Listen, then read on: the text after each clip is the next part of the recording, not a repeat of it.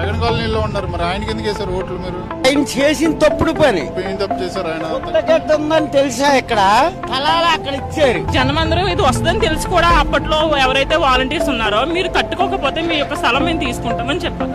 వచ్చి మేము కట్టుకునే అవకాశం లేకపోతే నేను ఊళ్ళోనే కట్టుకుని ఎక్కడైనా స్థలం వస్తే అయితే వరద వస్తే స్కూల్కి వెళ్ళడం లేదండి, వెళ్ళడం కాలేదు.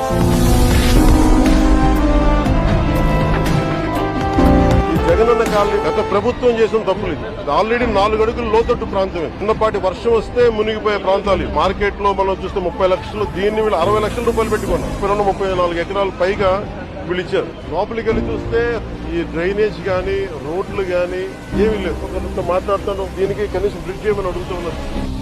అభివృద్ధి జరిగిందంటే లాస్ట్ ఇయర్ సెప్టెంబర్ 9th ఎలా అయితే పడవల్లో వెళ్ళాము, ఇప్పుడు ఎలా బ్రిడ్జ్ మీద వెళ్తున్నామో దానికి అదే అభివృద్ధి. పవన్ కళ్యాణ్ గారు వచ్చాక మంచిగా జరుగుతుంది, చెడు జరగదండి.